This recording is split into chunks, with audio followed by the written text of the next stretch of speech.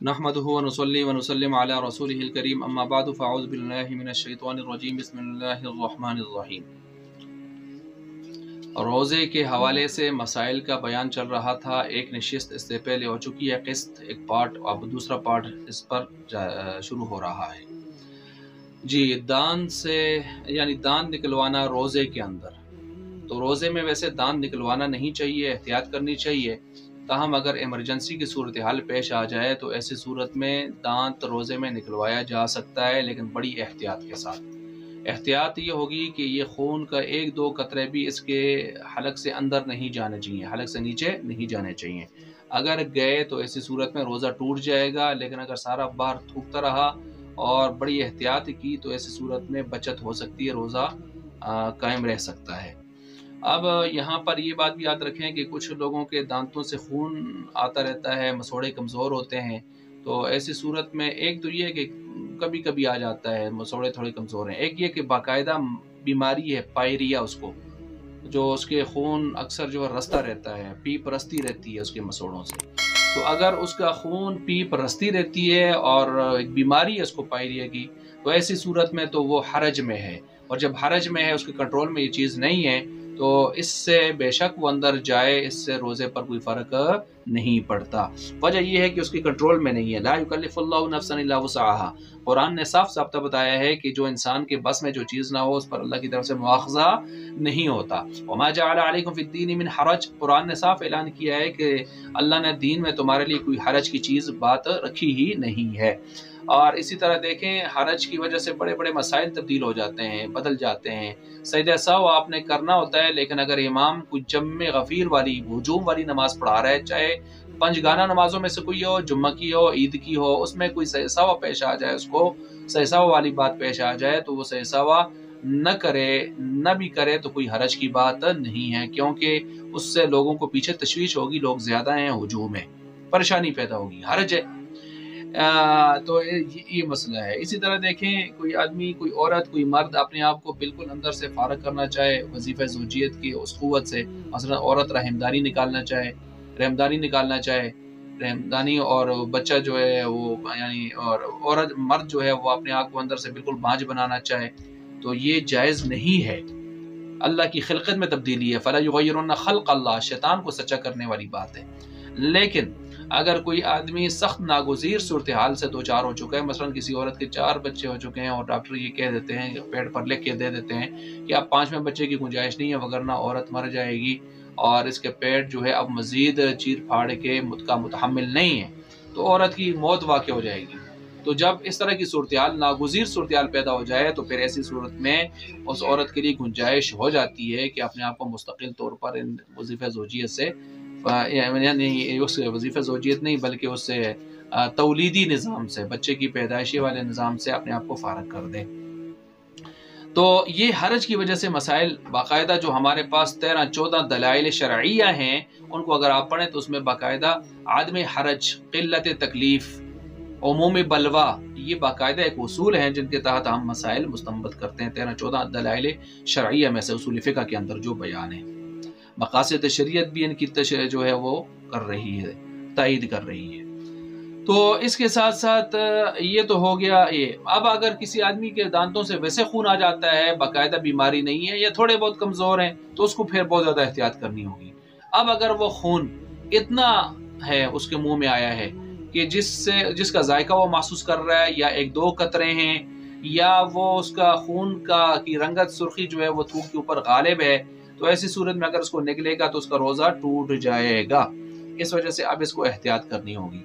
एक मसला और आया, कोई जो लोग पान खाते हैं, नस्वार डालते हैं या गुटखा वगैरह इस किस्म की चीज़ें इस्तेमाल करते हैं, सुपारी वगैरह, उनके दांतों में ये चीज़ अटके होते हैं, या कोई सफाई नहीं करते, मिसवाक नहीं करते, तो वो जो है उनके दांतों में ये चीज़ें अटकी होती हैं। तो अगर ये चने के दाने के, यानी चने का जो एक तरफ का दाना है, उस दाने के बराबर अगर ये चीज़ें हैं और उसने निगल ली, तो रोज़ा गया उसका। लेकिन अगर इससे कम है तो फिर रोज़ा जाएगा तो नहीं, अलबत्ता कराहत में जाएगा, मकरूह होगा अगर ये इस तरह की हरकत जानबूझ के कर रहा है तो। अलबत्ता जो पान खाने के बाद रंगत मुंह में रह जाती है, तो रंगत का अपना कोई जिस्म तो नहीं है, तो रंगत होती है, वो तो एक अर्ज की सूरत होती है, अर्ज। تو اس وجہ سے رنگت کا کوئی مسئلہ نہیں ہے۔ البتہ مومن کو، مسلمان کو یہ نشے والی چیزیں، گٹکے شٹکے، نسوار جو ہے، حکے شکے، سگریٹ، ان سے بچنا چاہیے، یہ اسراف ہے۔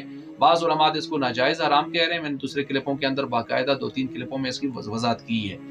کچھ مکروہ تحریمی کہہ رہے ہیں، ورنہ یہ اسراف تو ہے ہی ہے، تبذیر نہ بھی ہو، اسراف ہے۔ لا تسرفوا انہ لا يحب المسرفین، مومن کے ساتھ یہ چیزیں جڑتی نہیں ہیں، قرآن نہیں کر رہا ہے، روک رہا ہے اسراف کرنے سے۔ تو بہرحال اگر وہ کرتا ہے تو پھر منہ کی صفائی رکھے بہت زیادہ، کیونکہ مسجد میں پیاز اور لہسن وغیرہ اس قسم کی بدبودار چیزیں کھا کے آنے سے روکا ہوا ہے نا حدیث کے اندر۔ تو جب وہ کھانے کی چیزیں جو جائز ہیں اور اسراف میں نہیں آتی، انسان کی ضرورت میں ہیں، ان میں بدبو کی وجہ سے احادیث آ چکی ہیں، تو جو لوگ یہ فضولیات اور اسراف والی چیزیں اور منہ میں بدبو پیدا کر کے آتے ہیں، جاتے ہیں مجلسوں میں، مسجدوں میں آتے ہیں، تو شرم کی بات ہے، بہت شرم کی بات ہے۔ پھر جیب میں رکھ کے آتے ہیں گندگی کو، اس گند کو، تو اگرچہ یہ نجاست والی چیز نہ ہو تو نجس تو نہیں ہے، لیکن یہ پھر بھی ایک مسلمان کامل اور مومن کامل کے ساتھ یہ کام جڑتے نہیں ہیں۔ اچھا، اس کے ساتھ ساتھ ایک مسئلہ اور ہے، اور وہ یہ ہے دمہ کا انہیلر۔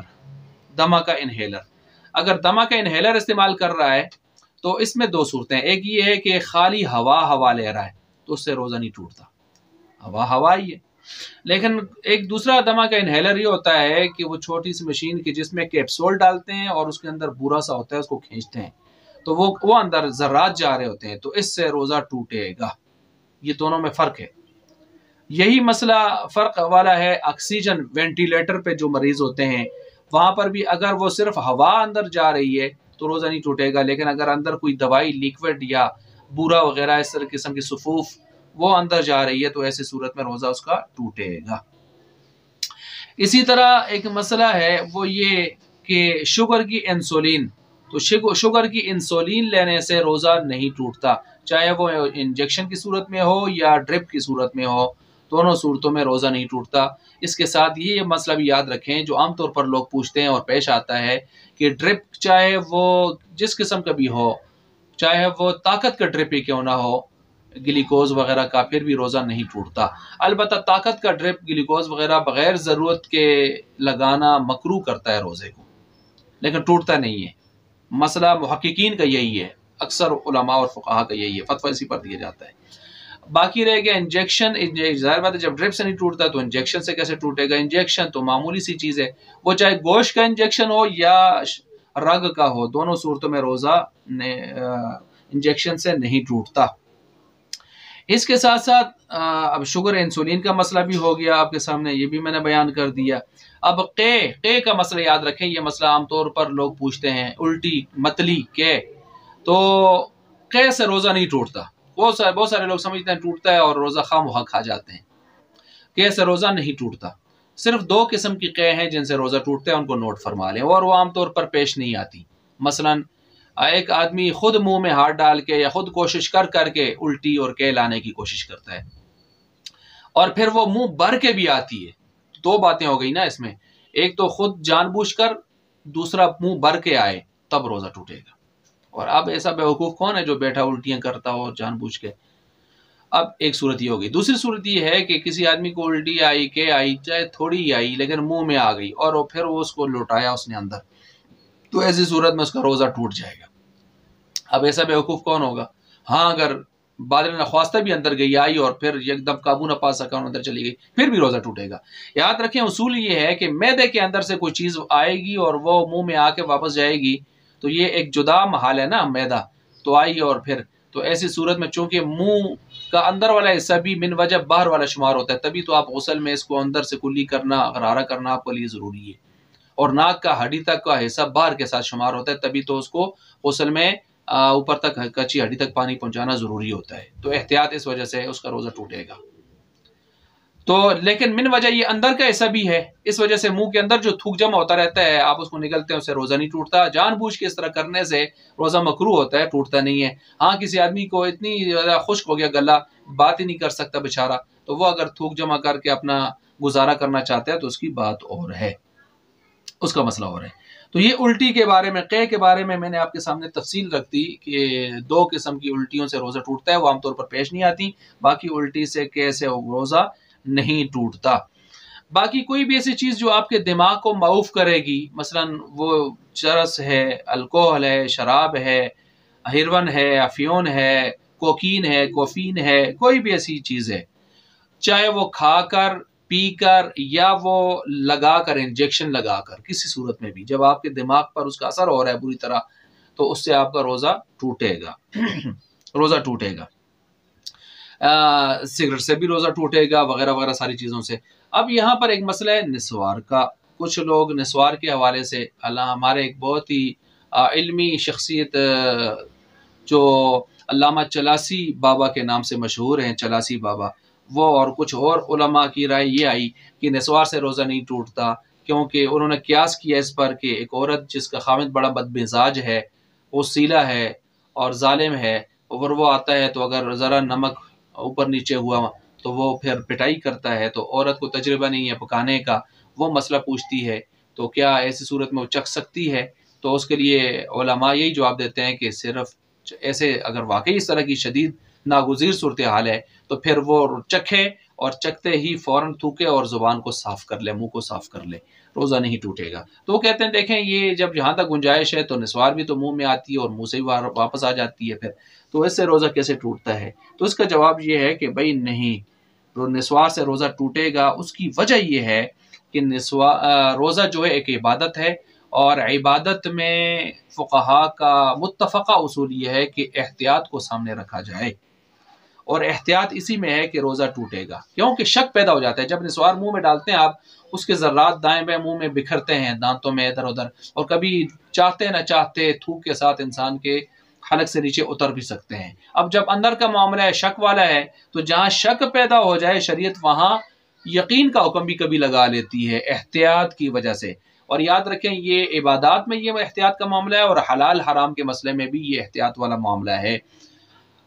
بدعت اور سنت کے معاملے میں بھی یہی مسئلہ ہے، حلال حرام کے مسئلے میں بھی یہی احتیاط والا معاملہ ہے۔ میں مثال دیتا ہوں، دیکھیں کسی چیز کے بارے میں یہ ہے کہ یہ بدعت ہے یا سنت ہے، 2 طرفہ دلائل ہیں، تو اس میں یہی ہے کہ آپ اس کو یوں سمجھیں، اس کو چھوڑ دیں، ترک کر دیں، گویا اس کو بدعت شمار کر لیں، کیونکہ دلائل اس طرف سے بھی آ رہے ہیں۔ ایک چیز حلال ہے یا حرام ہے، 2 طرفہ دلائل قوی ہیں، برابر درجے کے ہیں، تو آپ اس کو حرام سمجھ کے چھوڑ دیں، اس وجہ سے کہ احتیاط اسی میں ہے۔ اسی طرح جو ہے جب عبادات میں ہے تو عبادات میں بھی یہ احتیاط ہوتی ہے۔ میں مثال دیتا ہوں اس کی، جیسے کہ زکوٰۃ کا مسئلہ ہے نا، زکوٰۃ کا مسئلہ، اب زکوٰۃ میں سونے کو 7.5 تولے سونے کو نصاب بنایا جائے تو وہ تو 7 لاکھ سے اوپر کا نصاب بنے گا، اور یا 52.5 تولے چاندی کو نصاب بنایا جائے وہ تو تقریباً 40-45 ہزار روپے بنتا ہے، تو بہت تھوڑا ہے۔ تو اب احتیاط علماء فرماتے ہیں، 80% علماء کا نظریہ یہی ہے کہ احتیاط، چونکہ زکوٰۃ عبادت ہے اور عبادت میں احتیاط ہوتی ہے، تو ہم 52.5 تولے چاندی کو نصاب بنائیں گے۔ بات سمجھ آ گئی؟ اسی طرح اب روزہ ہے تو روزہ بھی چونکہ ایک عبادت ہے تو اس میں بھی احتیاط کا پہلو ہے، تو لہٰذا احتیاط کا پہلو سامنے رکھتے ہوئے جب اندر سوار شک پیدا ہو گیا کہ ذرات اس کے دائیں بائیں اور اندر جا سکتے ہیں، تو اب احتیاط یہی ہے کہ روزہ ٹوٹنے کا حکم لگایا جائے۔ ٹھیک ہو گیا ایک عمومی۔ اور یہ یاد رکھیں عبادات میں احتیاط کو سامنے رکھا ہے، اور احکام میں منع، اصل یہ ہے کہ کوئی بھی کام آپ بتائیں گے یہ دین ہے، عبادت ہے، ثواب کا کام ہے، تو اس پر آپ کو دلیل دینی پڑے گی، وگرنہ وہ منع ہے۔ منع اصل اصول ہے وہاں پر احکام کے معاملے میں، شرعی احکام کے مسئلے میں۔ اسی طرح معاملات میں اصل ایسر ہے، اسہل ہے، جو سہولت والا ہوگا اس کو، جیسے مہر میں دیکھیں نا، بہترین برکتیلا نکاح ہوا ہے جس میں مشقت کم ہو، یعنی مہر وغیرہ یہ چیزیں کم ہوں۔ اور اسی طرح جو ہے دنیا کی چیزوں میں، اشیاء میں، وہ اصل اباحت ہے، یعنی ہر چیز اللہ نے تمہارے لیے وَسَخَّرَ لَكُم مَا فِي السَّمَاوَاتِ وَمَا فِي الْأَرْضِ جَمِيعًا مِّنْهُ مباح بنائی ہے۔ اب کوئی کہے یہ حلال ہے، یہ حرام ہے، تو اس کو، کوئی کہے یہ حرام ہے تو اس کو دلیل دینی پڑے گی اس کے اوپر کہ کیوں حرام ہے، وگرنہ اللہ نے تو ہر چیز کو حلال اور مباح بنایا ہے انسان کی ضرورت یا اس کے استعمال کے لیے۔ یہ 4 وہ اصول ہیں کہ ان اصول، یعنی یہ اباحت والا، ایسر اسہل والا، اور احتیاط والا، اور منع والا، یہ 4 ایسے اصول ہیں، پوری فقہ اگر آپ اسلام کی آپ دیکھیں گے ان کے گرد گھوم رہی ہے۔ تو یہ ایک جواب ہوا اس حوالے سے جو میں نے آپ کے سامنے تفصیل بیان کی۔ دوسرا جواب اس کا یہ ہے کہ دیکھیں شریعت نے بہت ساری شک والی جگہوں پر یقین کا حکم لگایا. مثلا کسی لڑکے لڑکی کی شادی ہو جاتی ہے تو نکاح کے وقت جو 2 لاکھ روپے مہر رکھا جاتا ہے اگر، تو اس میں سے 1 لاکھ ایجاب قبول کے ساتھ لازم ہو جاتا ہے. باقی 1 لاکھ کب لازم ہوتا ہے؟ اس وقت لازم نہیں ہوتا. اس وقت اگر طلاق ہو جائے تو پھر صرف 1 لاکھ روپے مرد کو دینے ہیں، لڑکے کو دینے ہیں، 2 نہیں دینے. لیکن اگر چند صورتیں پیش آ جائیں تو وہاں اس کو 2 لاکھ دینے پڑیں گے. مثلا لڑکا فوت ہو جائے یا لڑکی فوت ہو جائے اپنی اپنی جگہ میں بے شک رخصتی سے پہلے، تو 2 لاکھ پورے ہو جائیں گے. اور اسی طرح جو ہے اگر یہ بھی ایک صورت ہے کہ اگر یہ دونوں علیحدگی میں چلے جائیں اور چاہے وہ علیحدگی میں یعنی جمع وغیرہ کی صورتیں پیش آ جائیں ملاپ کی، یا نہ بھی آئیں لیکن 5-7 منٹ 5-10 منٹ ان کو علیحدگی مل جائے، چاہے علیحدہ ہی رہے، پھر بھی یہ صورت میں شک کی بنیاد پر ہم کہتے ہیں کہ ان کا مہر پورا ہو جاتا ہے. اس کو خلوت صحیحہ کا نام دیا جاتا ہے.